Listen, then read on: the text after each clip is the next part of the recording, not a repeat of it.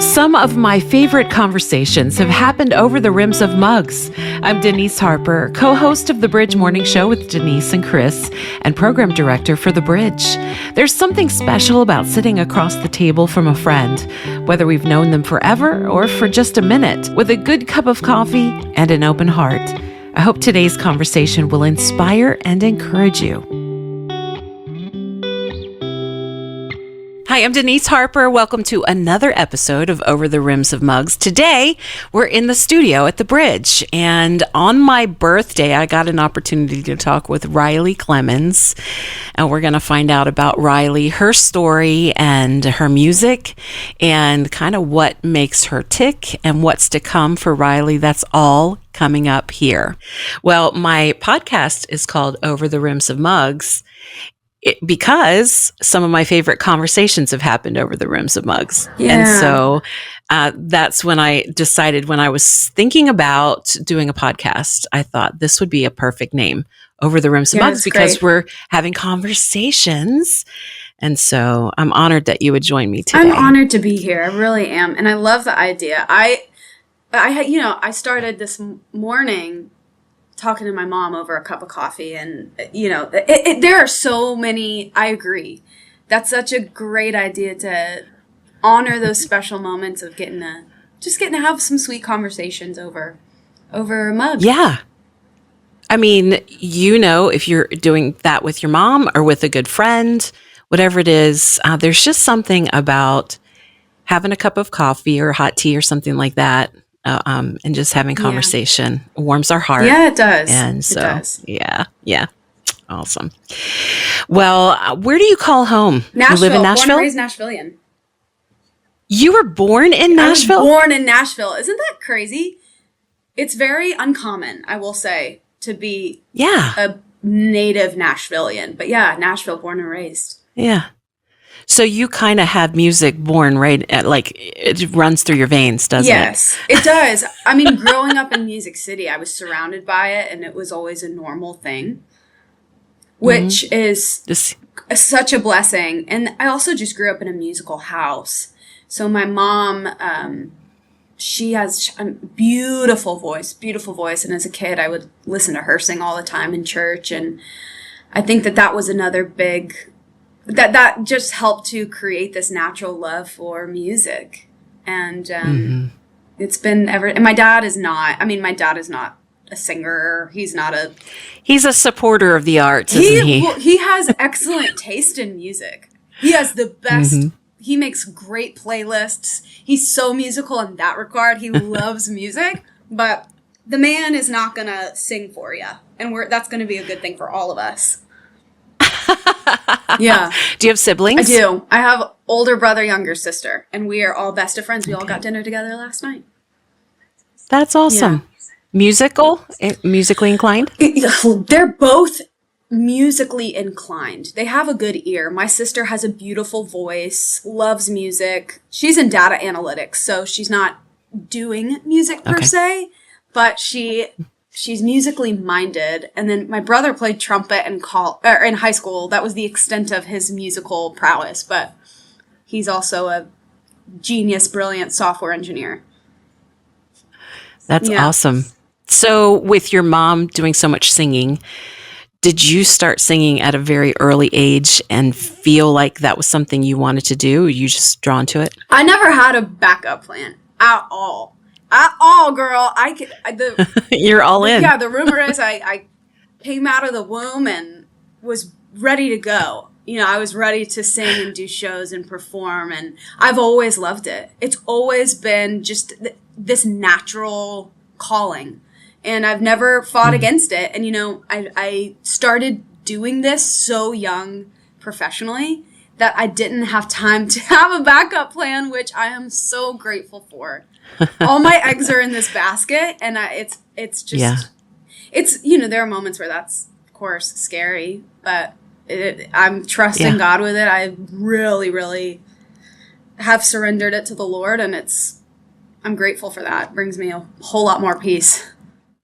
Yeah. Was there ever a time that you thought maybe not Christian music, maybe like Broadway or anything like that? Or was your heart always pulled toward Christian music? Not always, honestly. I think that it's one of those, well, I've always loved Jesus.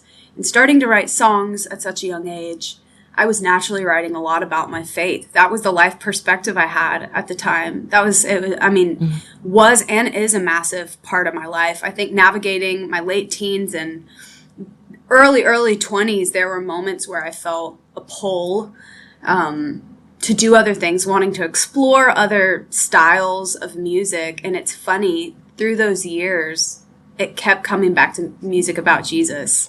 That I think that for me, especially having curiosities and exploring, well, what would it be like to be in this world? What would it be like to be in this more pop world? I think it comes back to the motivator for me is the idea that the music is helping people and that the music is giving people hope and reminding them that they're not alone and that they're loved and that Jesus is real and he sees them and he knows them and he loves them too. Yeah.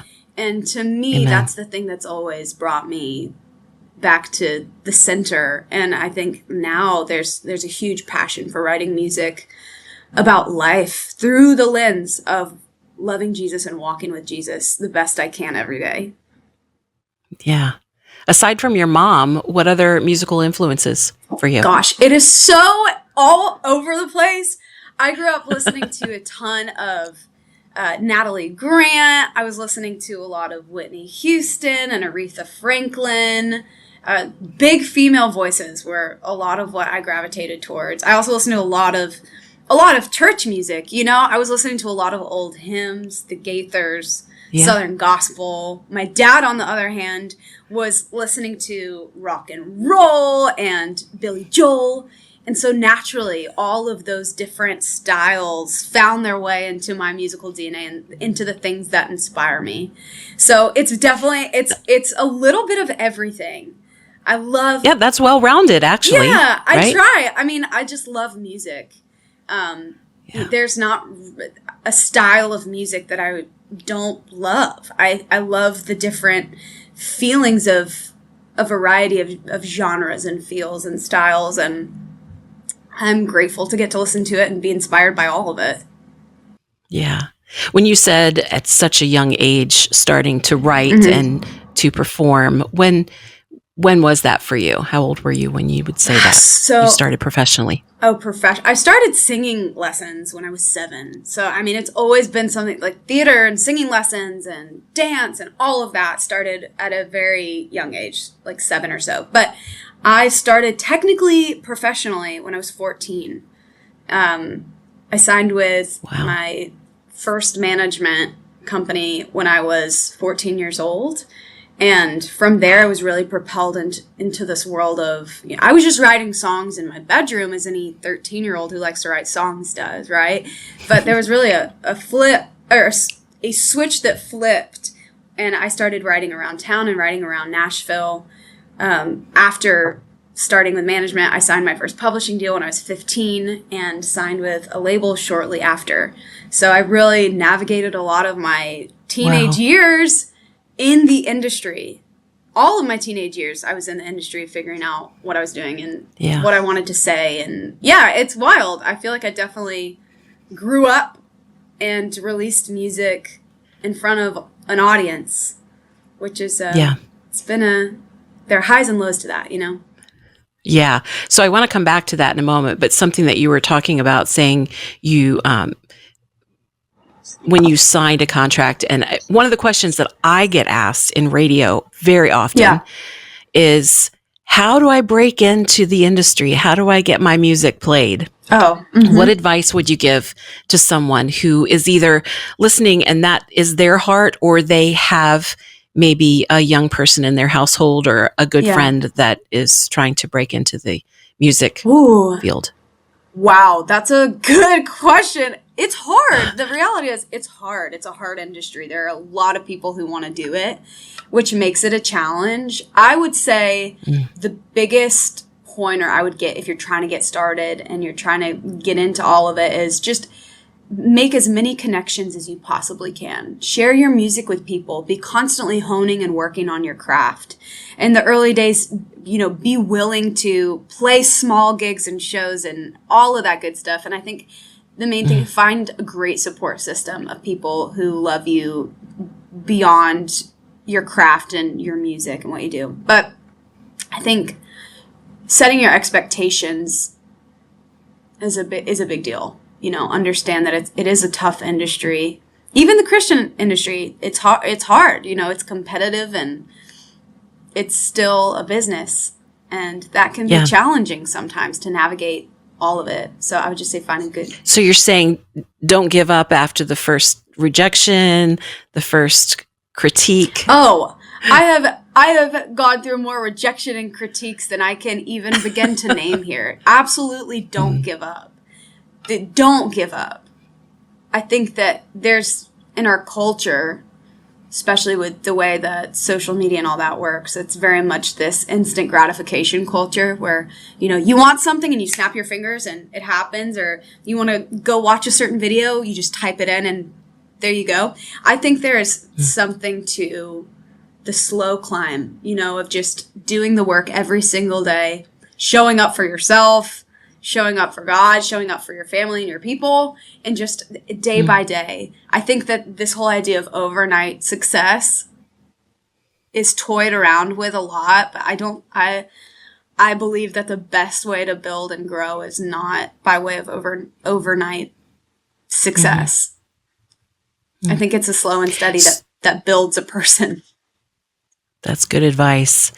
So coming back to what you were just saying, being a young person in the industry, what kind of guardrails and things, like it must have been quite an experience for you, but also for your parents, I would think, having to entrust you to people that perhaps they didn't know, like what has helped you as you've been a teenager and now a young adult in this world? I mean, that's a big deal. Yeah, it is. I will say we didn't do it perfectly. That's just the reality. I'm so grateful that I have a great family, and they really were just so supportive as I was walking through all of it and navigating the industry and business and owning a company. Essentially when you're an artist, you own a company.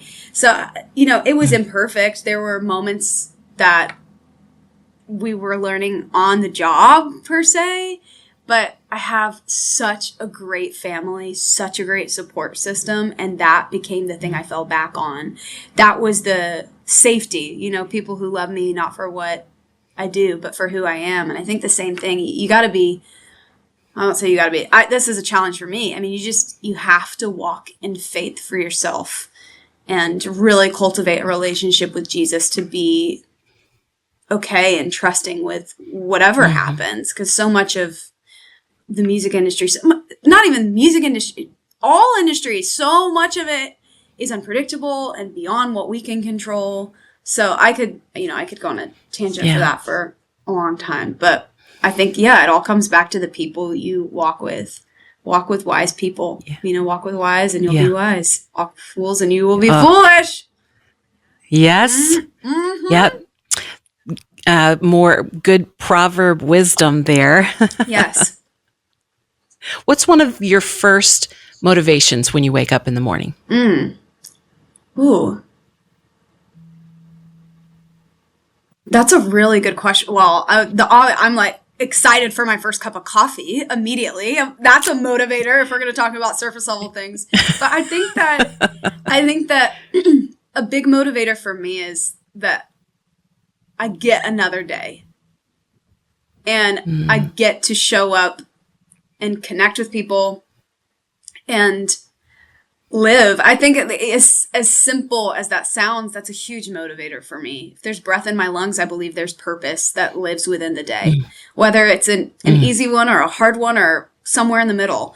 That's a big motivator for me is I'm here and not everybody woke up today. That's just the reality, Yeah. So that's a big, let's do this for me, Yeah. Yeah. Today's a gift. Yeah, it is. What will I do with it as I unwrap it? Exactly. Very good. Very good. Was there a time, so we started playing Fighting for Me from you a number of years back. That was probably the first song that we played.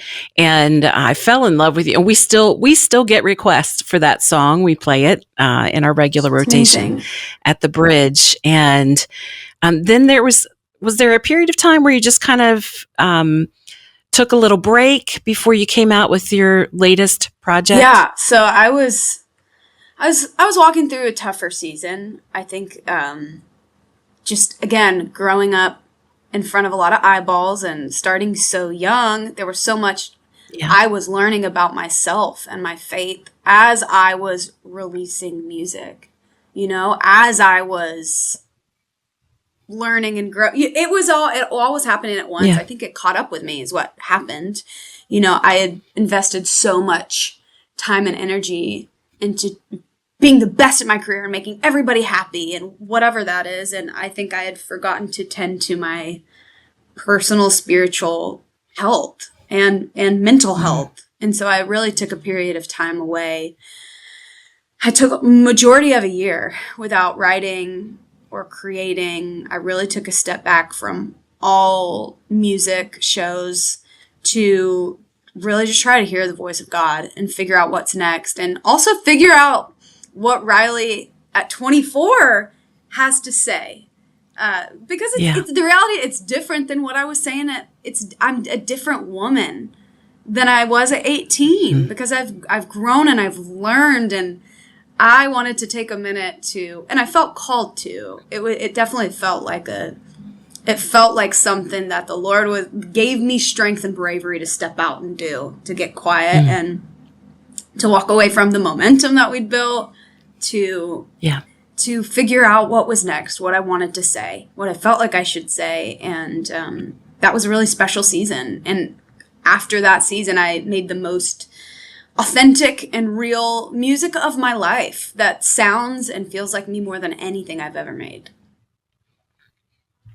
I love this project. It's called Church Pew, right? Yeah, yes, thank you. I thought it was interesting that that was the title, and there is so much. It feels like you really pulled the covering off and wanted to really be authentic and vulnerable. And I think that is what draws us in as well, because it's very connective. Thank you. I think that vulnerability is a superpower, and it's so hard. And as a Christian woman, I look at all the relationships in my life with family and friends and even people I work with, and the connective tissue of it all is shared vulnerability and being able to honestly talk and honestly connect. And that's one of my biggest goals in my music, is to create a space where people feel welcome to show up imperfect. That's good. Thank you. Over a cup of coffee. Or tea, whatever your jam is. It's all good. You're a water person. Here we come back to that. Yeah. What has it been like for you as a young person? You just mentioned 24. So what does it feel like walking out on a stage, especially if you are also performing with other artists who maybe have had decades in ministry and the industry? What has that been like for you? It's wild. I think that's the only thing to really say. It's very surreal. And I find myself in those moments all the time where I'm like, wait, this is unbelievable that we're here and doing this. There's so much to learn. There's so many incredible artists that have come before me, come before the artists who are emerging right now. And I think especially in Christian music, there is a boldness to what those artists have done and are doing. And it is so inspiring. I love to sit side stage and watch those legacy artists, watch the people who've had years under their belt, and even newer artists too, and see what they're saying, to see how they're communicating, because everybody's a little different. And it's always, I'm very grateful. There's a paper trail of of incredible, talented storytellers and artists and musicians who continue to create space for people to keep making music about Jesus. And I think the world needs it more now than we ever have, you know? Yeah. So I'm grateful for that. The very first song that came to radio from this new project is called Loved by You. And I have the lyrics of that hanging on the wall in my office. Oh, good. I'm so glad. It is, it's probably one of my favorite songs that came out last year. And I just have loved, I love the message of it. Thank you. Because when you talk about being treasured and loved, and it felt like something, was that an experience for you when you wrote that song, that out of something that you felt fresh and new from the Lord? Yes, that's a really good way to say it. It was like this breath of freshness that really motivated and inspired that song. I think that it's in my nature as a type A, competitive, let's do this and show everybody I am capable. That's very, I got to check my ego at the door all the time. But that song came from it was such a reminder to myself that, especially, again, growing up in the industry, naturally, between ages 13 and 24, a lot of who I was and my value felt completely intertwined with my career and what I was doing. So Loved by You was really a personal reminder that that's not where value does not come from how successful or beautiful or smart or well-connected you are. It just doesn't. And if that's in the seasons of life where I've placed my value in those things, I feel so empty. And so Loved by You is this reminder that I'm treasured, I'm valued, I'm loved, I'm seen, I'm known because of the love of Jesus, because of the love of God. That's the root. Amen. And if I'm having hard weeks, walking through a tough season, if I get up on stage and sing that song, that really is it's always a reminder to me. But I was at a show last weekend and was just having a rough week, honestly. It's just a really tough week, and getting up there and singing I'm always wanted, always known, and always treasured is a good reminder. So it's cool in those moments to see your own songs minister to you. Yeah. Yes. Yeah. That you wrote a song that you needed to hear. It's funny how that happens too. I've written songs in the past where they've been inspired by certain things, and then you live a bit more life, and then you're like, whoa, this applies so much to the current situation. This applies so much to the current thing God is showing me or teaching me or doing. It's a really wild experience. Yeah. So you have a new song called Jesus Cries. Tell me about that. Yeah. Jesus Cries is inspired by a scripture I've always been drawn towards. John 11:35. What's famously known in the Bible as the shortest verse. Jesus wept. Yeah. As a kid, I definitely gravitated towards that verse because it was the shortest memory verse. Like, what Bible, what are you going to quote? I got this one. Yeah. It's like, I can do John 11:35. I can say Jesus wept. So that was the initial inspiration for it. Or that was the initial draw to that verse. It's funny, as life happens and goes on, I really found myself looking more into that verse as an adult and unpacking it. And I think walking through my first experience with grief and loss, I lost my Aunt Sharon to cancer a few years ago and had never walked through anything like that. I'd never experienced anything that felt that heavy, that felt that grief is a whole, I could talk for a long time about grief. After walking through that experience, I remember finding so much comfort in the fact that Jesus, the Savior of the world, the glorified Son of God, is also Jesus, the man of sorrows, who is no stranger to heartbreak and grief, betrayal, sadness, and tears. Jesus wept. And I find myself so drawn towards the empathy of Jesus. And I believe that understanding the empathy of Jesus changes lives. I believe it changes faith. I really do. To know that the person I'm putting my faith in, the God that I'm putting my faith in, walked through trials and did it perfectly. So that's the inspiration for Jesus Cries. I really look back on that season of life after walking through grief, and then, shortly after walking through a pretty heavy season of depression and sadness.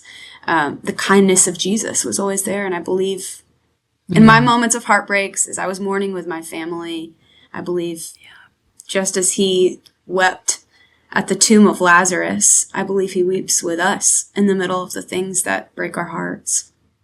I have no doubt that song's going to encourage so many people and bring hope. Thank you. So, Thank you. Yeah. I hope it... I wish you all the best in that. Thank you. I just really hope it makes people feel less alone, and I hope it allows people to feel closer to the heart of Jesus. I really do. Yeah. Yeah.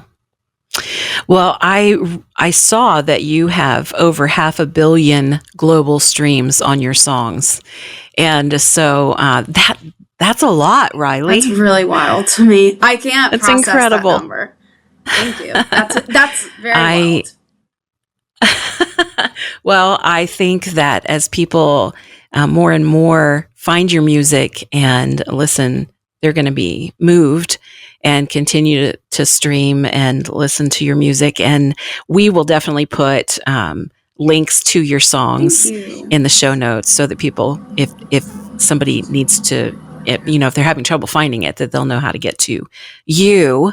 But I'm wondering now, what's something that you dream of? What's on the horizon for you? Ooh. Oh, I am writing. I'm back in the studio, making whatever you guys are going to hear next. Which is it's exciting to be in that season of the new writing seasons when you're writing for a new project. There's something so beautiful in that feeling of we can make anything. We can write. We can tell these stories. It's been very special, and I've really, really loved that. And that's something I'm dreaming of all the time, is the new music and what it's going to be and what it's going to sound like and what it's going to say. Also, Christmas. Christmas this year is going to be so Christmassy. I am out on the road. You have a Christmas project coming out? Is that what I heard? Christmas music. Or Christmas music? Christmas music's going to be coming out this year. I'm very excited. Oh.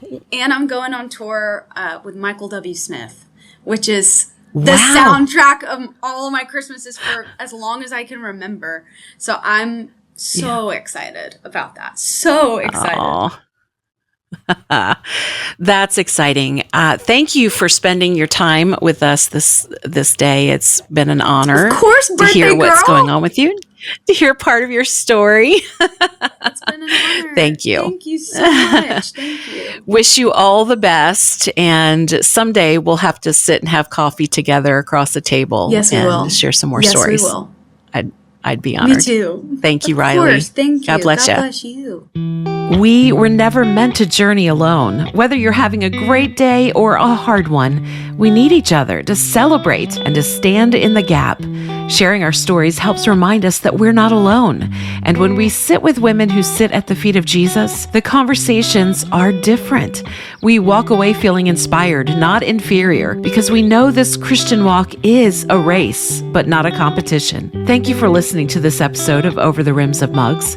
To share a comment, suggest a topic, or ask a question, email us podcast@wearethebridge.org. And please join me for a daily devotion on my blog entitled Treasured Inside. You can find it directly at deniseharper.blog or at wearethebridge.org/devotion.